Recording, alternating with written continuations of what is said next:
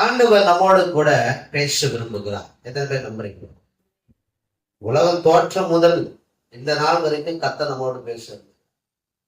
Eden என்ற ஒரு தோட்டத்தை உண்டாக்கி ஆதாம் ஏவாள் என்ற மனுஷனை உருவாக்கி அதில் வைத்து அனுதினமும் ஏதோ வாரத்துல ஒரு நாள் இல்ல மாசத்துல ஒரு நாள் அப்படி இல்லை, அனுதினமும் தேவன் தாம் உண்டாக்கின சிருஷ்டிகளை பார்க்கிறதை விட தம்மை போல உருவாக்கின மனுஷனை பார்க்க அவர் அவ்வளவு ஆவலா இருந்தாரு. அதுவும் அதிகாலையில குளிர்ந்த அந்த வேலையில மனுஷனை சந்தித்து அவனோடு உறவாடி அவனோடு பேச அவர் ஆவலா இருந்தார். அல்லேலூயா. அன்றைக்கு ஆரம்பித்த அந்த துவக்கம் இந்த நாள் வரைக்கும் கடவுள் மனுஷனோட பேச ரொம்ப ஆவலா இருக்கு. ஒரு சில காரியங்கள் அவங்களோட சொல்ல போகிறேன். தேவன் எப்படியெல்லாம் மனுஷனோட பேச அவர் பேசி கொண்டிருக்கிறார், இனிமேலும் பேச போகிறார். ஒருவேளை உங்களுக்கு அதை ரெக்கக்னைஸ் பண்ண முடியாத ஒரு சூழலா இருக்கலாம். ஒருவேளை அது ஏதோ ஒரு உணர்வு வந்தது, ஏதோ எனக்கு தோணுச்சு அப்படின்னு இருக்கலாம். ஆனா அது கர்த்தர் என்பதை நீங்கள் புரிந்து கொள்ள வேண்டும் என்பதற்காக தான் ஒரு சில வசனங்களை கொண்டு வருகிறேன். முதலாவது, தேவன் எப்படி பேசுகிறார்னா தம்முடைய வார்த்தையின் மூலமாக. இந்த வார்த்தை கர்த்தராலே கொடுக்கப்பட்ட வார்த்தை. வேதம் சொல்லுகிறது 2 தீமோத்தேயு 3:16 வேதத்தில் இருக்கிற எல்லா வார்த்தையும் சுவாசத்தினால அவராலே உருவாக்கப்பட்ட வார்த்தை. இந்த முழு வேதாகமும் பழைய ஏற்பாட்டுல அநேகர் இடத்துல இல்ல, ஒரு சில பகுதிகள் ஒரு சில மனுஷன்கிட்ட இருந்தது. நீங்க யோசுவா என்ற புத்தகத்தை நீங்க பாப்பீங்கன்னா அதுல யோசுவா கிட்ட ஆண்டவர் சொன்னாரு, இந்த வார்த்தை உன் வாயை விட்டு பிரியாது இருக்கட்டும். நீ வலது புறத்துல இடது புறத்துல சாயாம அதை ரொம்ப கவனமா அதை பற்றி கொண்டு இந்த வார்த்தையில நீ ரொம்ப கவனமா இருக்கணும் ஆண்டவர் சொல்றார். இஸ்ரவேல் ஜனங்களுக்கு எப்பொழுதுமே தேவன் கொடுக்கிற மிகப்பெரிய ஒரு கட்டளை தெரியுமா? அவருடைய வார்த்தைய நாம் மிகவும் என்ன பண்ணணும், அது ரொம்ப கவனமா நம்ம செயல்படுத்தணும். மோசேக்கு தேவன் 10 கட்டளை கொடுத்தார். இந்த உடன்படிக்கை பெட்டியில நிறைய காரியங்கள் இருந்தாலும் இந்த 10 கட்டளை முதன்மையானது, ரொம்ப முக்கியமானது. அந்த 10 கட்டளையை சுமந்து போகிறவர்கள் யார்? லேவியர்கள், தேவனால தெரிந்து கொள்ளப்பட்ட ஊழியர்கள். அவங்க மாத்திரம்தான் அந்த பெட்டியை ஏந்தி கொண்டு சுமந்து கொண்டு அவங்க போக முடியும். அந்த பெட்டி மேல தேவ பிரச்சனம் இருந்தது. இன்னைக்கு நான் சொல்றேன், உங்களுடைய கையில என்னுடைய கையிலையும் தேவன் மிகப்பெரிய ஒரு உடன்படிக்கை பெட்டியை போல ஒரு வேதாகத்தை நமக்கு கொடுத்திருக்கிறார். அல்லேலூயா. இந்த வார்த்தை மூலமா தேவன் பேச விரும்புகிறார். இந்த வார்த்தையை படிக்க படிக்க படிக்க கர்த்தர் உயிர் உள்ள தேவன் நம்மோடு கூட கம்யூனிகேட் பண்ண, நம்மோடு இடைபடுகிற ஒரு வார்த்தையாக இந்த வேதம் இருக்கிறது. அதனால்தான் நீதிமொழிகள் சொல்லுகிறது, இந்த வார்த்தை, அதாவது என் வார்த்தை உங்களுடைய இருதயமாகிய படையில எழுதி கொள்ளுங்கள். செவத்துல எழுதுங்க, புக்குல எழுதுங்க, அங்க எழுதுங்க. இல்ல உங்க இருதயத்துல அனுதினமும் ஒவ்வொரு நாளும் உங்களுடைய இருதயத்துல இந்த வார்த்தையை நீங்கள் எழுதி எழுதி எழுதி வைக்கும் பொழுது இருதயத்தின் நிறைவு வாய் பேச ஆரம்பிக்கும். அல்லேலூயா. அப்ப நீங்க இங்க எழுதிட்டீங்க அப்படின்னா உங்க வாயை திறந்தா போதும், உங்க வாயில இருந்து கர்த்தருடைய வார்த்தை வரும். இந்த கர்த்தருடைய வார்த்தை என்ன செய்யும்? இல்லாதவர்களை இருக்கிறதை போல அழைக்கிற தேவன் அவருடைய வார்த்தையினாலே இல்லாத காரியங்களெல்லாம் தேவன் கொண்டு வருவார். அல்லேலூயா. ஏன்னா இது மனுஷனுடைய வார்த்தை அல்ல, இது கர்த்தருடைய வார்த்தை. கிட்டத்தட்ட 1500 வருஷமாக இந்த வேதாகம் எழுதப்பட்டது. 40 தேவனுடைய ஊழியர்களாக வெவ்வேறு காலகட்டத்துல வெவ்வேறு வருடங்கள்ல சூழ்நிலை எழுதப்பட்டிருந்தாலும் ஒரே ஆவியானவர் இந்த வேதாகத்தை எழுதினார். அல்லேலூயா. அவர்தான் ஆத்தர், அவர்தான் இதை எழுதின ஆசிரியர். எழுதினவங்க வேணா அதை எழுதிக்கலாம், ஆனா இதை உருவாக்கி இதை தரணும் விரும்பினவர் பரிசுத்த ஆவியானவர். அல்லேலூயா. அப்ப எவ்வளவு ஒரு கண்ணு கருத்துமா உலகம் முழுவதும் இந்த வார்த்தை போகணும். அன்னைக்கு ஒரு சில மக்கள் மாத்திரமே ஏந்தி கொண்டு போன அந்த பொக்கிஷத்தை இன்னைக்கு உலகத்துல இருக்கிற அத்தனை தேவ பிள்ளையும் தன் கரங்களிலே தன் இருதயத்திலே ஏந்தி கொண்டு போக வேண்டும். அல்லேலூயா. அன்னைக்கு எங்க கர்த்தருடைய வார்த்தை இருந்ததோ அதன் மேல தேவ பிரசன்னம் இருந்தது, அதன் மேல கர்த்தருடைய ஆவி இருந்தது. அந்த பெட்டியை தொட்டு ஒருவன் உயிரோடு இருக்க முடியல.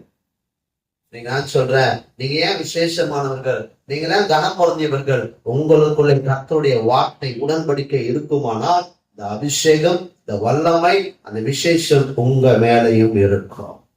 அல்லேலூயா. அல்லேலூயா. அப்ப முதல் காரியம் 2 தீமோத்தேயு 16 3:14 சொல்லுகிறபடி எல்லா வார்த்தைகளும் கர்த்தராலே ஆவியானவராலே ஏவப்பட்டு எழுதப்பட்ட அவருடைய வார்த்தை. அல்லேலூயா. இரண்டாவது, கர்த்தர் எப்படி பேசுகிறாரா? நீங்க சங்கீதம் 19:1-3 வாசிச்சு பாத்தீங்கன்னா, அவன் படைச்ச வானங்கள், அவன் படைத்த ஆகாய விரிவு, கர்த்தருடைய கிரியைகளை, கர்த்தர் நமக்கு செய்த காரியங்களை வெளிப்படுத்துகிறோம். நாம வெளிப்படுத்துகிறோமோ இல்லையோ?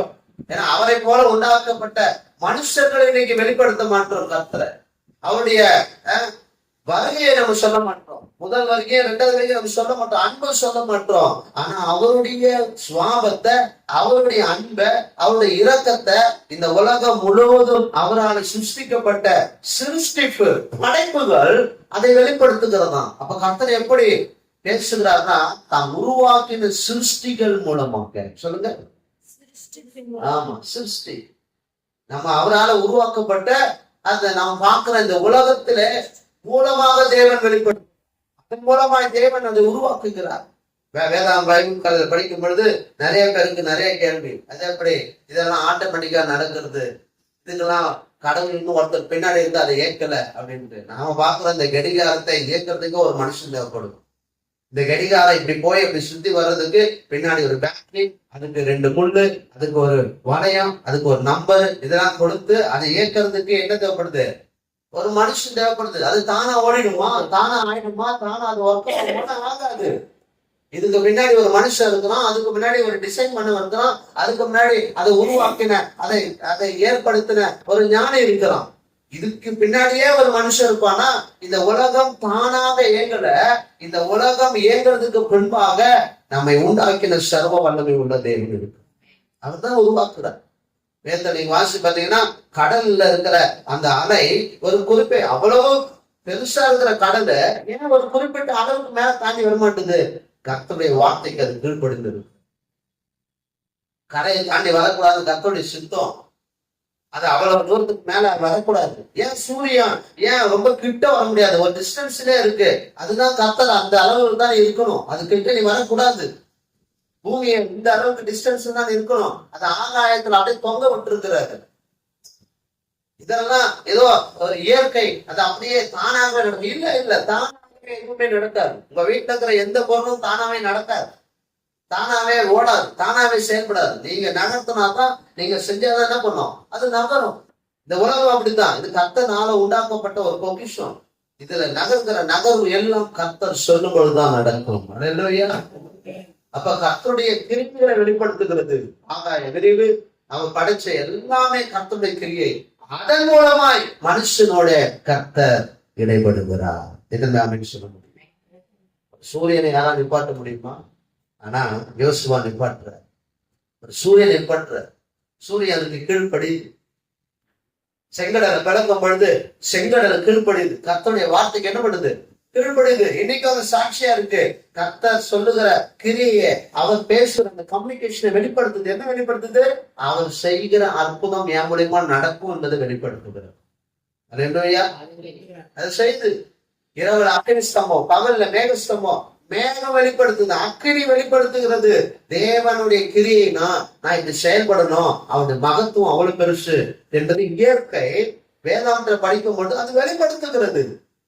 கர்த்தரோட பேசுகிறது. பல சந்ததிகள் அதை கேட்கிறாங்க. பல சந்ததிகள் அதை கேட்டு கேட்டு கேட்டு இப்படிதான் நடந்துதான். போன வாரம் மெசேஜ் கொடுக்கும்போது சொன்னேன். யாரை பத்தி பேசுறேன்? போன வாரம்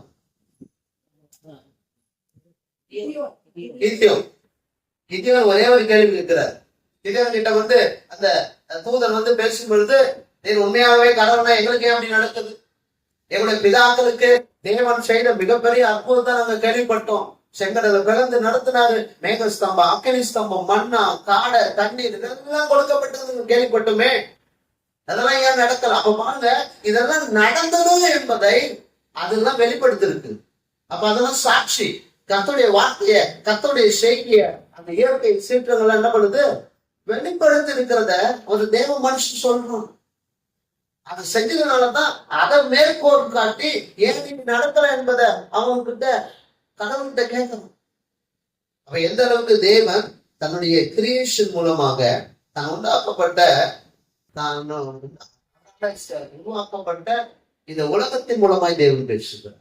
அல்லேலூயா. மூணாவது காரியம், தேவன் எப்படி இடைபெறுகிறார் அப்படின்னா அவருடைய குமாரன் இயேசு கிறிஸ்து மூலமாக. வேதத்துல வாசிச்சு பார்த்தீங்கன்னா எபிரேயர்ல 1ஆம் அதிகாரம் 1-2 வசனத்துல கடவுள் ஆதி முதல்ல இருந்தே பல தீர்க்கதரிசிகளை, பல தூதர்களை, பலவிதமான மனுஷர்களை எழுப்பி அவர்கள் மூலமாக தேவன் இந்த உலகத்தில் இருக்கிற மனுஷர்களோட கம்யூனிகேட் பண்ணார், பேசினார். ஆனா கடைசியா இந்த முழு உலகத்துக்கும் ஒரு மெசேஜ் கொடுக்க, முழு உலகத்துக்கும் டைரக்டா பேச யாரை தெரிந்து கொண்டாருன்னா அந்த குமாரனாகிய இயேசு. அல்லேலூயா. அன்றைக்கு இங்க பழைய ஏற்பாட்டை பார்க்கலாம், மோசே கூட கர்த்தர் பேசினார். இஸ்ரேல் ஜனங்களுக்கு ஒரு எண்ணம், ஏன்னா மோசோட தான் கர்த்தர் பேசுவாரா, ஏன் எங்களோட பேச மாட்டார், நாம டைரக்டா கேட்கணும் அப்படின்னும் போது அந்த ஜனங்களோட மோசத்தோட சரி கடவுள் உங்களோட நேரடியா பேசுவார். நேரடியா ஜனங்களோட பேசும்பொழுது அவங்க முகம் குப்பை கீழே விழுந்து அழுது புரண்டுறாங்க. ஏன்னா அந்த பிரசனம், அந்த வார்த்தை அவங்க என்ன பண்ண முடியல, தாங்க முடியல. மோசையால தாங்க முடியுது, ஆனா இஸ்ரவேல் ஜனங்களால தாங்க முடியல. ஏன்னா அந்த அளவுக்கு ஒரு நெருங்குற வாழ்க்கை, நெருங்கி இருக்கிற ஒரு வாழ்க்கை இல்ல. ஏன்னா அவர்கள் பாவத்துல இருக்கிறாங்க, அவங்க சாபத்துல இருக்கிறாங்க, அவங்க தேவனுக்கு பிரியமில்லாத விஷயத்துல இருக்கிறாங்க, நிறைய காரியங்கள் இருக்கலாம். அதனால அவங்களால கடவுளோட ஒன்று இருக்க முடியல, கடவுளோட வாழ முடியல, அந்த வார்த்தையை கேட்க முடியல. ஒரு மனுஷன் மட்டும் போயிட்டு வேலை கேட்டு கீழே வந்து கூடாரத்துல போயிட்டு வெளியில வந்து கர்த்தருடைய வார்த்தையை சொல்லுகிறான். ஜனங்கள் ஆசைப்பட்டாலும் அதை அவங்களால பெற்றுக்கொள்ள முடியல. புதிய ஏற்பாடு அப்படி இல்லை. கடவுள் பார்த்தாரு, நான் ஒரு மனுஷன் மூலமாய் பேச விரும்பல, பிதாவோட பேச ஒரு வழி வேணும். அந்த வழி நானாவே வரும். அல்லேலூயா. ராமன் சொல்லுவோமே, புதிய ஏற்பாட்டுல ஒரு பெரிய வழியை உண்டாக்கி இருக்கிறார். நீங்க டைரக்டா கடவுளோட பேசு. என்னை எல்லாமல் ஒருவன் பிதாவின் இடத்தில் வா, என்னை பார்க்கிறவன் பிதாவை காண்கிறான். எவ்வளவு அருமையான ஒரு வாக்கு தந்து பாருங்க. அப்ப இதெல்லாம் பழைய ஏற்பாடு இல்ல, புதிய ஏற்பாட்டுல அழகா உருவாக்கி இருக்கிறார். அவர் மூலமாக ஒரு வழியை உண்டாக்கி அவர் மூலமா போனா எந்த ஆபத்தும் கிடையாது. நம்ம முகம் கூப்பிட மாட்டோம், நம்முடைய கதற மாட்டோம், கண்ணீர் விட மாட்டோம், அந்த பிரச்சனை நம்மளை தாக்காது. ஏன் தெரியுமா, இயேசு என்ற ஒரு வழி. இப்ப ஆண்ட கடவுள் இயேசு கிறிஸ்து மூலமா என்ன பண்றாரு, நம்மளோட பேச ஒரு அற்புதமான ஒரு வழியை உண்டாக்கி. ஆமென் சொல்லுவோம். அல்லேலூயா. நான்காவதாக தேவன் எப்படி பேச விரும்புகிறார். இப்ப நான் யோவான் 14வது அதிகாரம் 17வது வசனம் சொல்லுது, பரிசுத்த ஆவியானவர் மூலமா. இந்த பரிசுத்த ஆவியானவர் எவ்வளவு ஒரு நல்ல தேவன். நீங்க 14வது அதிகாரத்தை வாசிச்சு பார்த்தீங்கன்னா யோவான் 14 பரிசுத்தாவுடைய கிரியை பார்க்கணும். ஒரு சத்திய ஆவியானவர் உங்களுக்கான காரியம், அவர் உங்களை சகல சத்தியத்துக்குள்ளும் நடத்துவார், உங்களை ஆற்றுவார், தேற்றுவார், அரவணைப்பார், உங்களை நடத்துவார், உங்களுக்கு வேண்டிய அத்தனை காரியங்கள் செய்வார். காலைல கேட்ட எத்தனை பேர் பரிசுத்தாவை நடந்துட்டு, ஒரு சிலர் மாத்திரம்தான். ஆனா நிறைய பேர் பரிசுத்தாவை பெறல. நம்ம பரிசுத்தாவை பெற்றுக்கொள்ளணும். நம்முடைய வாஞ்சை, நம்முடைய விருப்பம், நம்முடைய எண்ணம், ஏக்கம் என்ன இருக்குன்னா அவருடைய ஆவியை பெற்றுக்கொள்ளணும். யோவேல்ல சொல்லப்பட்டிருக்கிறது, கடைசி நாட்கள்ல மாம்சமான யாவர் மேலும் என் ஆவியை ஊற்றுவேன். அல்லேலூயா. சிறு பிள்ளைகள், பெரியவர்கள், வாலிபர்கள் அவங்க சொப்பனத்தை பார்ப்பாங்க, தரிசனத்தை பார்ப்பாங்க. நம்முடைய ஆவியினால அவங்க தீர்க்கதரிசனம் சொல்லுவாங்க. அல்லேலூயா. இதெல்லாம் ஒரு சிலருக்கு மாத்திரம் தான் பழைய ஏற்பாட்டுல. ஆனா புதிய ஏற்பாட்டுல அவரை விசுவாசிக்கிற யாவர் மேலும் தம்முடைய ஆவியை ஊற்று. அல்லேலூயா. இயேசு கிறிஸ்து வந்து போன பின்பு அவராக புறக்கணிக்கப்பட்ட, அதாவது இயேசுவை புறக்கணித்த 3 மூலம் மறுதலித்த பேதுரு அவரோட கூட சேர்ந்த ஒரு 120 பேர் மேல் வீட்டு அறையில அமர்ந்து ஜெபிக்கும் பொழுது அவங்க காத்து இருக்கிறாங்க. எது தெரியுமா, பரிசுத்த ஆவியானவருக்காக காத்து இருந்தாங்க. காத்திருந்த 120 பேர் மேலே பரிசுத்த ஆவியானவர் ஊற்றணும். இந்த 120 பேர் மேல ஊற்றப்பட்டு ஒரு கோழையா இருந்த பயந்து ஓடுன இந்த பேதுரு இப்ப வீரனாய் மாறுறான். ஏன் தெரியுமா, இப்ப அவனுடைய ஆவி இல்ல, இது யாருடைய ஆவி, கர்த்தருடைய, தேவனாலே தெரிந்து கொள்ளப்பட்ட பரிசு. அந்த ஆவி ஊற்றப்படும் பொழுது பயந்து, அரசாங்கத்தை பார்த்து பயந்து பின்னோக்கி போய் இவர் யாருனே தெரியல என்று சபிச்ச பேதுரு. இயேசுவே சபித்தான்.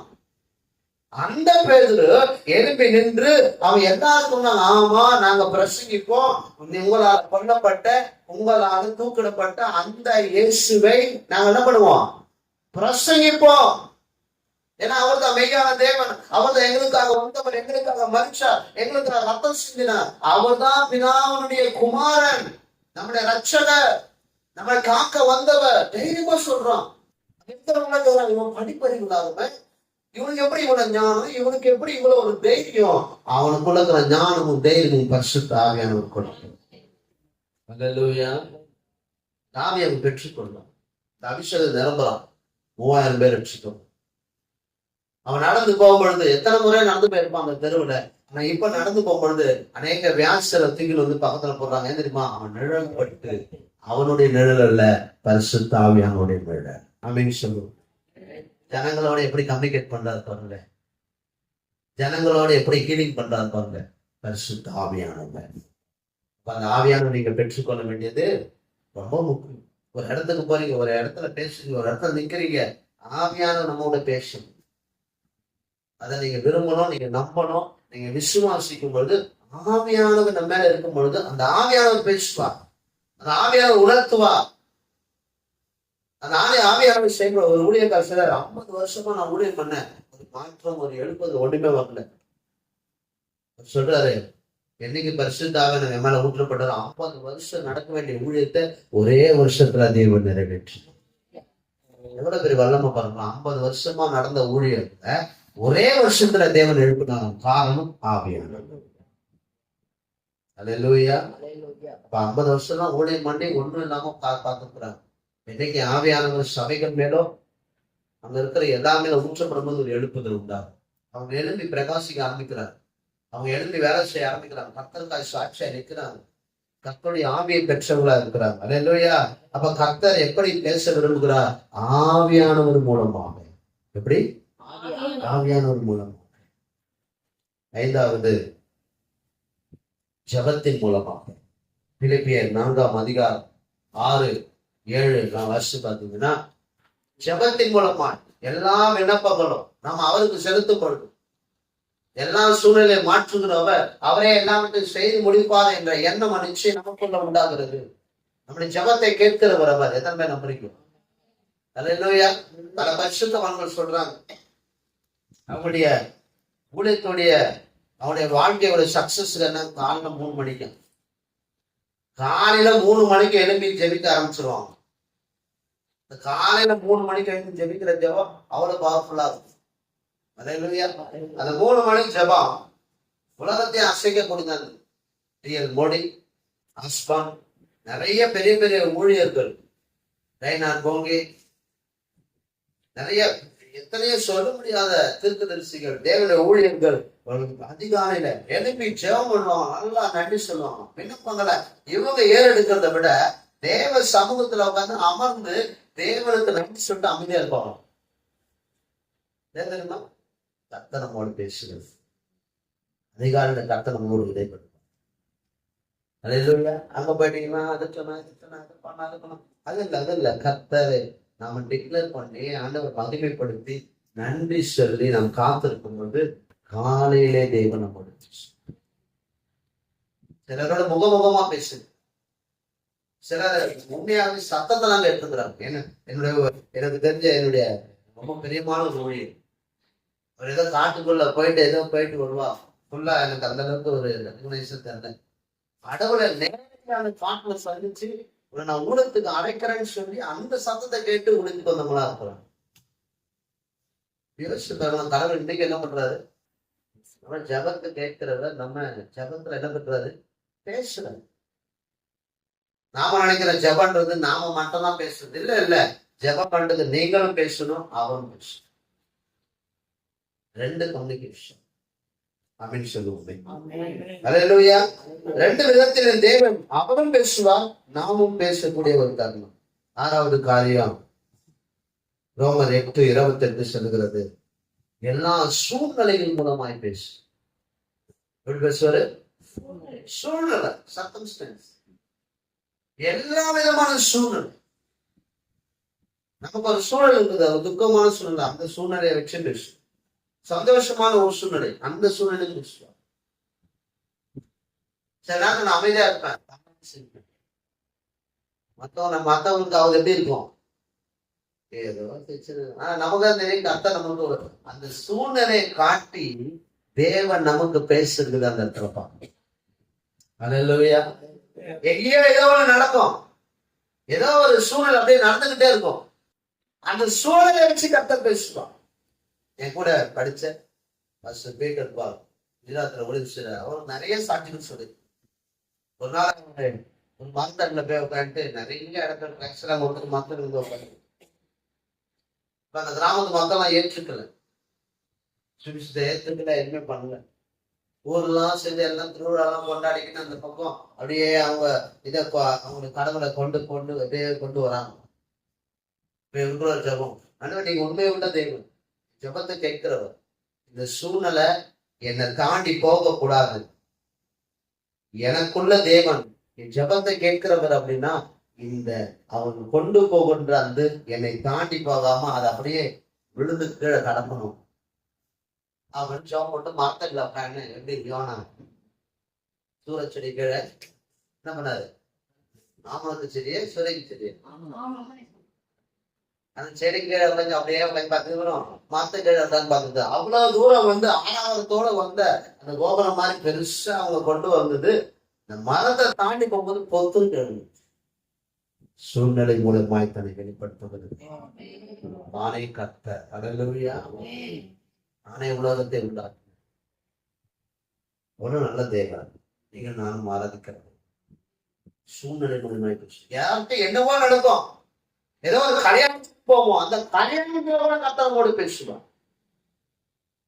ஏதோ ஒரு வடகாலப்பா இருக்கும், இல்ல ஏதோ ஒரு பிறந்தநாள் ஃபங்க்ஷனா இருக்கும், அந்த இடத்துக்கு போயிட்டு நம்ம உட்கார்ந்துப்போம், அதை காட்டி கூட கர்த்தர் பேசுவார். அப்படிப்பட்ட தேவன் தான் நம்முடைய தேவன். ஏதோ ஒன்று அல்ல, காட்டி பேசுகிறது. சூழ்நிலை காட்டுவாங்க. இப்படி பார்க்கலாம், ஆபிரகாம் அவன் கூடாரத்துக்குள்ள இருந்து வெளில வா, வெளில வந்து பாரு, இருட்டான சூழ்நிலை, நட்சத்திரத்தை காட்டுறாரு. இந்த இரவு நேரத்துல இந்த நட்சத்திரம் எல்லாம் பார்க்கணும், ஒரு சூழ்நிலை. அந்த சூழ்நிலையை காட்டி நம்ம பாருங்க எவ்வளவு அழகா, ஆமாண்டங்க எவ்வளவு அழகா இருக்கு நட்சத்திரங்கள். இதுமாரி தான் உன் பிள்ளைகள் இருப்பாங்க. சூழ்நிலை காட்டு ஒருவேளை அந்த பகல் வேலையில மண்ணு கட்டி வேற எவ்வளவு மண்ணு இல்ல என்ன முடியுமா, என்னவே முடியாது. சூழ்நிலை காட்சி பிள்ளைகள் ஒரு சந்ததி இவ்வளவா. சில சூழ்நிலையை காட்டி அவர் துக்கத்தோட இருக்கலாம், வேதனையோட இருக்கலாம், ஐயோ எனக்கு பிள்ளையே பிறக்காத எனக்கு ஒரு சூழ்நிலையோடு இருக்கலாம். ஆனா அதை தேவன் காட்டி பேசுகிறார். ரோமர்ல சொல்லப்பட்டிருக்குது, விசுவாசிக்கிறதுக்கு ஒன்றும் இல்லை, விசுவாசிக்கிறதுக்கு ஒரு அடையாளம் இல்லை, ஆனாலும் அவன் விசுவாசிக்கிறான். அல்லேலூயா. அல்லேலூயா. சூழ்நிலையை காட்டி தேவன் நம்மோடு பேசுகிறார். மாலை வெளியில தேவன் உங்களோட பேசுகிறார். அவர் உங்களோட கூட கம்யூனிகேட் பண்ண விரும்புகிறார். அவர் பேசிக்கொண்டுதான் இருக்கிறார். கர்த்தருடைய வார்த்தை மூலமா, கர்த்தர் உருவாக்கின சிருஷ்டிகள் மூலமா, கர்த்தர் தம்முடைய சொந்த குமாரன் மூலமாக, பரிசுத்த ஆவியின் மூலமாக, ஜெபத்தின் மூலமாக, சூழ்நிலைகள் மூலமாக தேவன் நம்மோட பேசுறது.